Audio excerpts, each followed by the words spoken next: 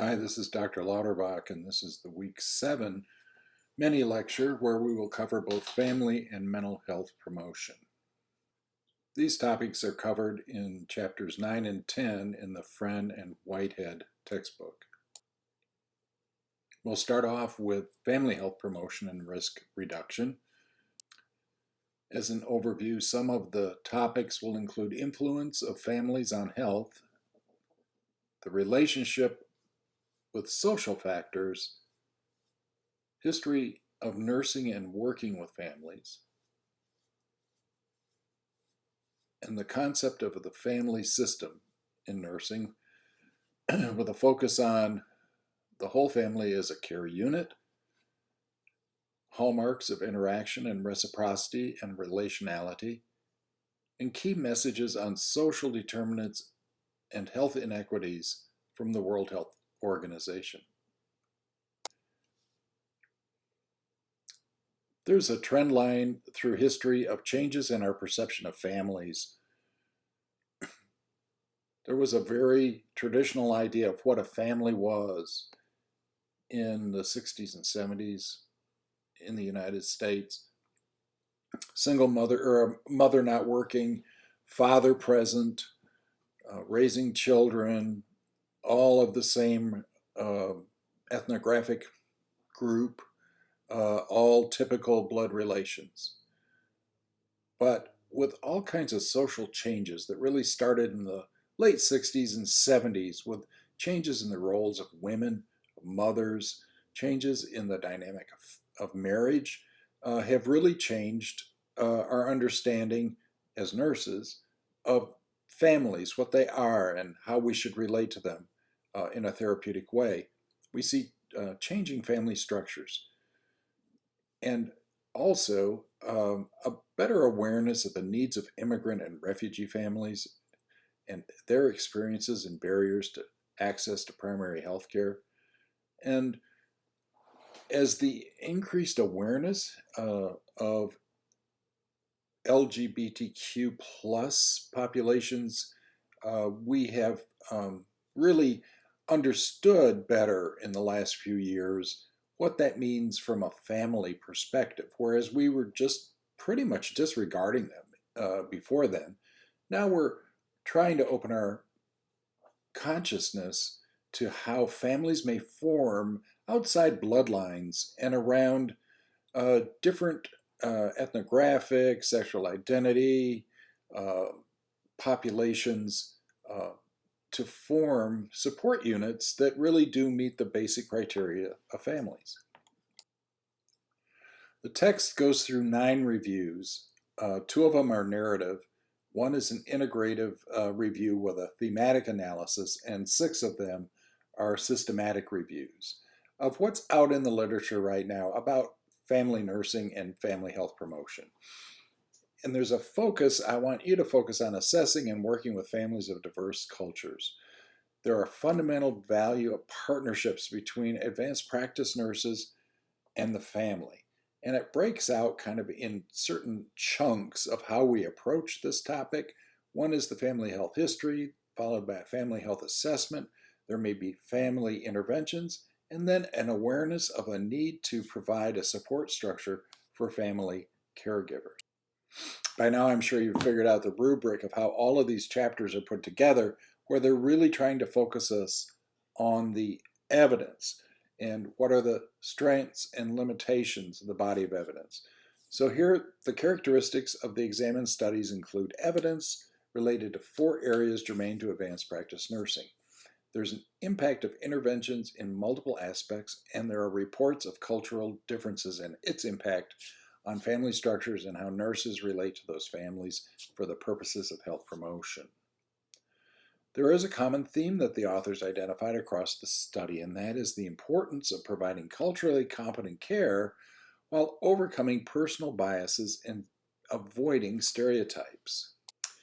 Advanced practice nurses really need to examine their own biases and prejudices in order to provide culturally competent care. It is important to be aware and sensitive to the ethnic and cultural specificities while avoiding the stereotypes Systems issues that prevent the implementation of family-based programs and care include the availability of graduate nursing education programs that include family nursing theory. Also, the lack of resources, time, and training in the language of the client are identified as individual nurse barriers to the implementation of family-based programs of care. The limitations to the body of evidence about family care are that the majority of studies focus on females and limited numbers of studies include men and children. Men are often left out of the picture in our research interest and in our thinking about families. But that's a shortcoming that really should be addressed. Few studies outline best practices when working with families of diverse cultures, and few studies focus on families with same-sex parents. Many studies provide limited information on how the nursing role is practiced. Further research is needed in the areas of health and well-being.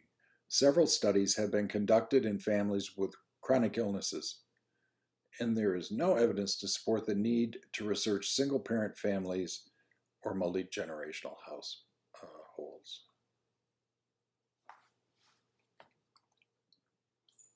So, in summary, it is important that client differences to consider in applying the evidence to practice. The areas where further research is needed includes family nursing intervention, context and best approaches for family assessment, nursing role optimization, and what is needed in nursing education to prepare advanced practice nurses for assessing and providing interventions for families.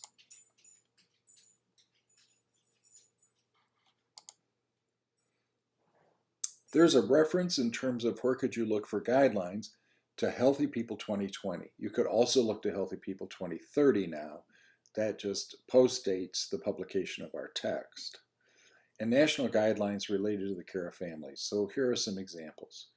The Healthy People 2020 or 2030, guidelines from the National Guideline Clearinghouse. You could also search for assessment tools, client education materials, and various websites. So some key points about family health promotion. The family is a whole, including its individual members, and it is the focus when family is viewed as a unit of care. So the family can be viewed as the unit of care, as well as the individuals that make up the family. There is a need for stakeholders to form partnerships to collaborate on evidence-based practice changes so that it's relevant to implementing family interventions to increase public health awareness on developing more culturally relevant services.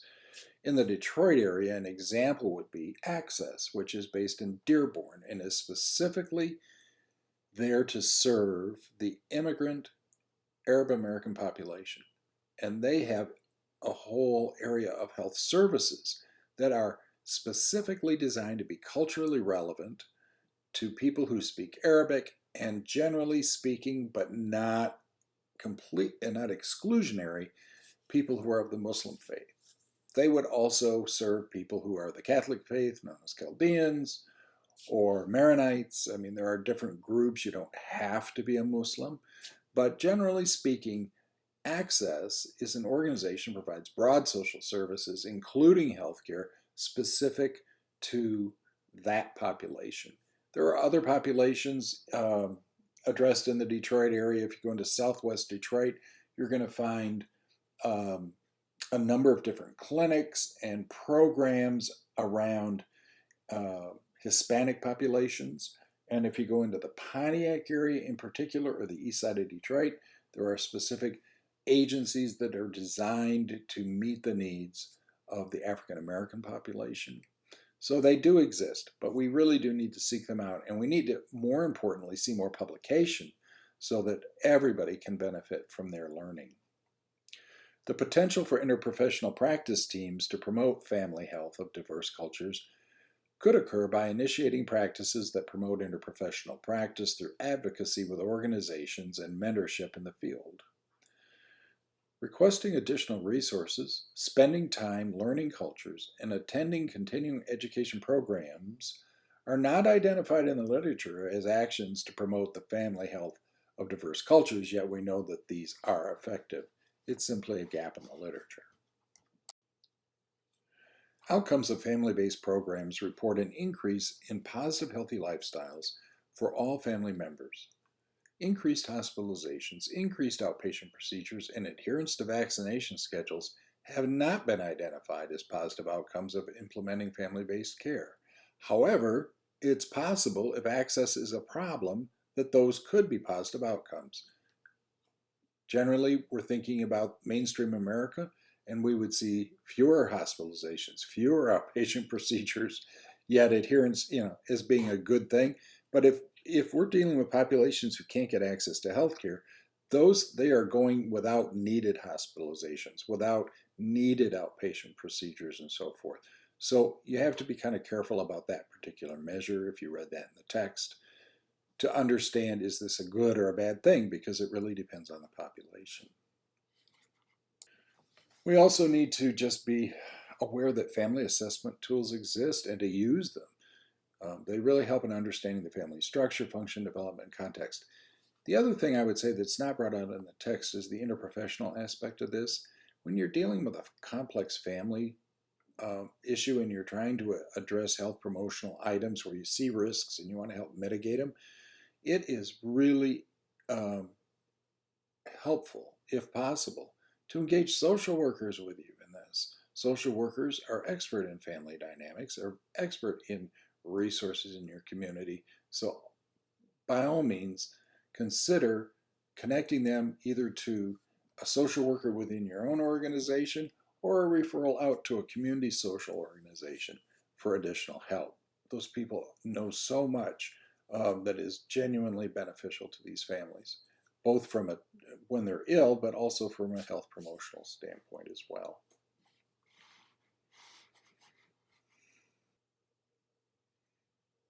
So here we have a kind of a check your knowledge question. Healthy People 2020 and National Guidelines Related to Care Families is the topic or topic area. Where would the nurse obtain guidelines related to family-centered care? Would it be Healthy People 2020, the Institute of Medicine, the Joint Commission, or AHRQ? I'll let you contemplate that for a minute, less than a minute, a few seconds.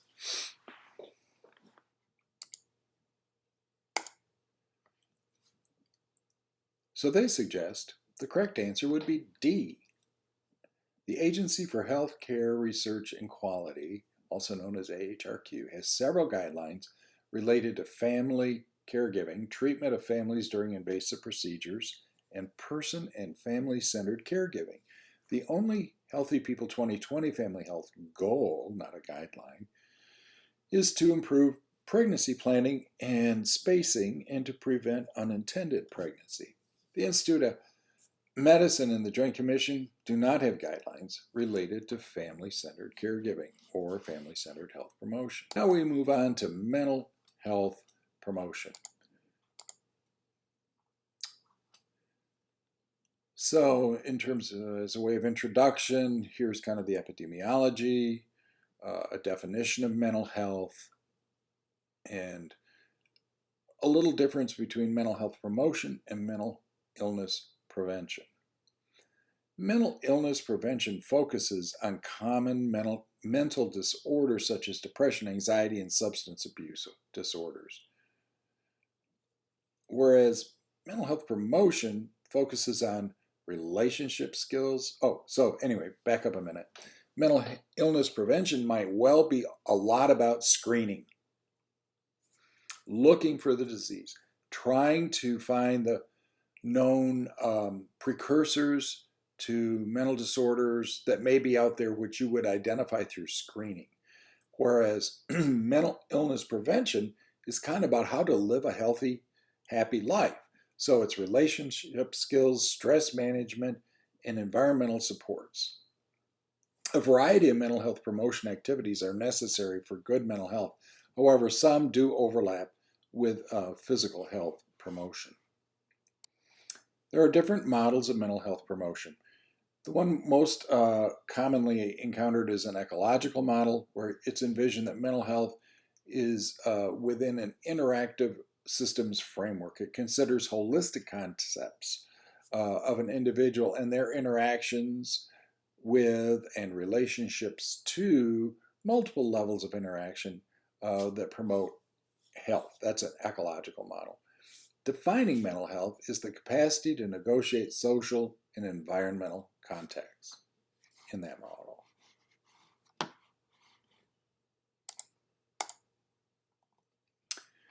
The individual level of competence model is a definition where you determine that somebody has what they need for social interaction, emotional control, and the ability to manage interpersonal relationships and behavior. So I would tell you, I think this is the most common model we think about is mental health. You can deal with social interaction, you have emotional control, you can manage your interpersonal relationships, and you can manage your behavior. There are various mental health promotional activities that could be focused on any one of those. The areas of prevention is a focus on preventing negative outcomes and limiting disability. So that in this model is very kind of illness focused.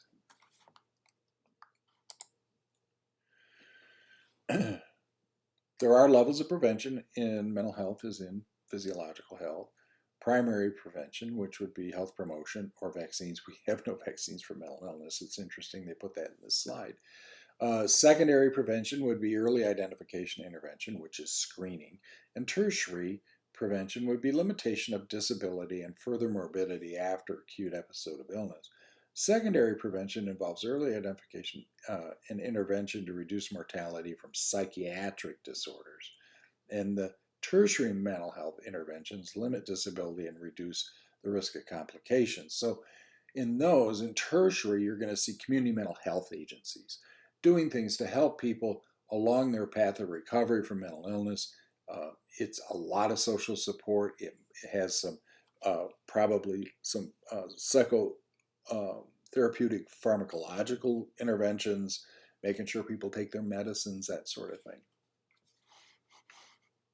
The authors talk about models of health promotion, which is another approach to mental health promotion to evaluate the focus or target of the intervention. What are you trying to do?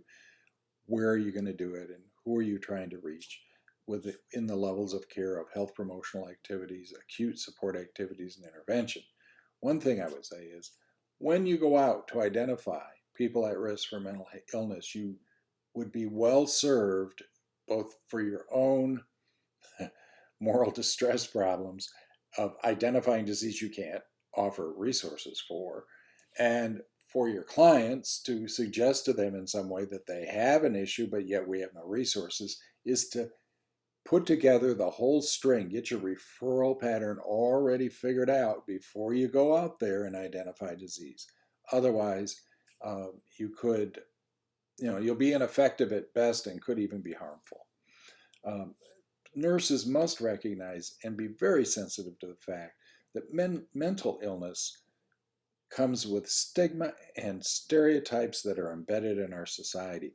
So as when we're out there screening and promoting, particularly mental illness prevention, we need to be really sensitive that some of the people we're talking to already know that they have mental illness, and others are worried that they have mental illness.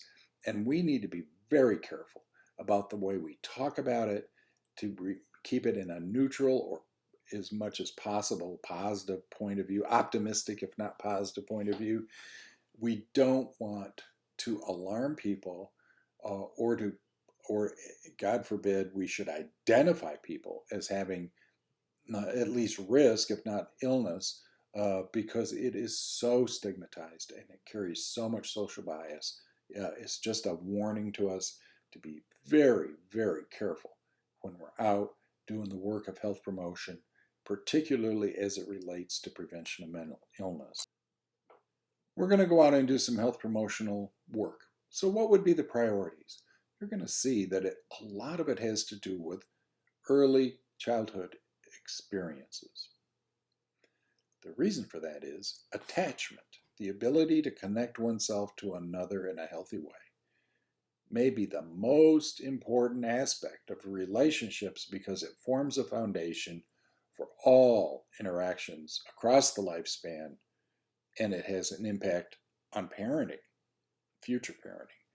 Attachment and promotion of healthy relationships is key, and it's something that those of you who are going to be family nurse practitioners, you will attend to at a high level, from the moment of delivery with bonding on through the interaction between parent and child.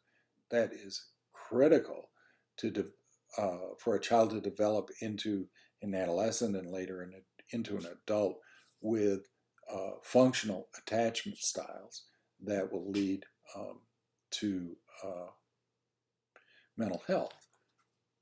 So the mental health promotional priorities are interpersonal relationships and social supports, things that support that. A sense of self, communication, emotions, and mood, and behavioral self-regulation. That's really around the mental illness prevention. Stress management, more in the general health promotion, being healthy, and self-efficacy and resilience is also more in the area of health promotion.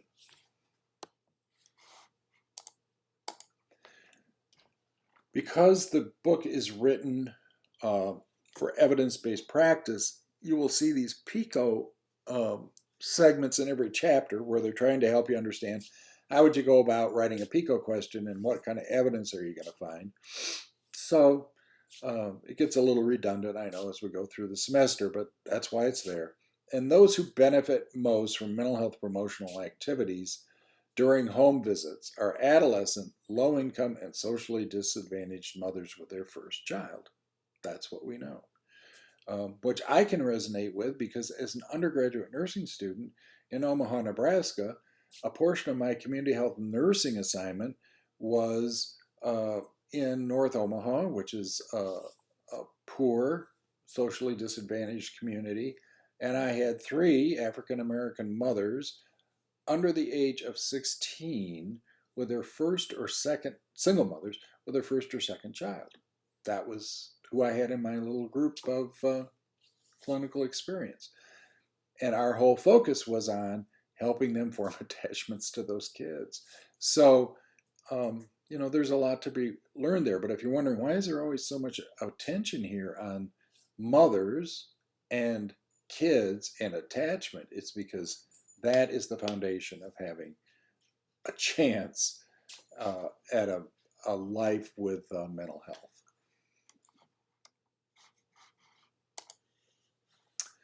So they would suggest review of the evidence, overall recommendations, have specific piloting and develop prior to the investment of larger randomly controlled trials. And the results from the randomly controlled trials are RCTs. They talk about some in Elmira and Memphis and Denver, evaluation of parents as teachers, and a study in South Africa. So it's just a review of the literature. I'm going to skip over some of this. Let's go to one of their questions, PICO question and evidence. Which is a characteristic of a home visit attachment program that showed the most consistent results? What is a characteristic of a home visit attachment program that showed the most consistent results? If you really studied a lot of the chapter, you would know this. I would never ask you this as a question on a test. But in any event, was it cost effective, narrow in scope, applicable to other populations, or used a variety of disciplines to implement? So what's the characteristic of one that showed the most consistent results? Cost effective, narrow in scope, applicable to other populations, or used a variety of disciplines? So they're thinking about a particular study. Do you remember? Well, the answer is A. The programs that showed the most consistent results were also cost effective. The programs that showed the most consistent results were not narrow in scope or applicable to other populations or used a variety of disciplines.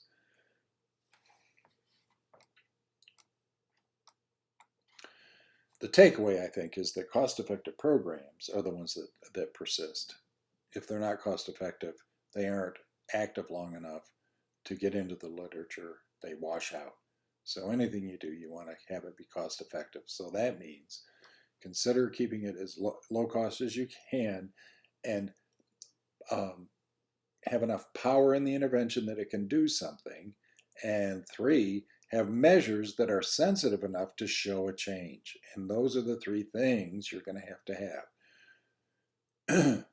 Low cost, power in the intervention, and the right metrics that are sensitive enough to show change. And it needs to be genuine change to end up with something that looks cost effective. That's not going to be a question either, by the way. But it is something to remember when you're thinking about, if any of you are in the DNP track and you're thinking about your DNP projects, low cost, powerful intervention. And you get that from the literature. I mean, you don't have to know that intuitively. You get that from the literature. And then metrics that will actually measure the change that you're doing. Too often we apply metrics that are only tangentially related to what it is we're trying to do. What is we did, actually. Make sure what you measure is measuring the change that would result from what you did. Otherwise, you don't get meaningful data.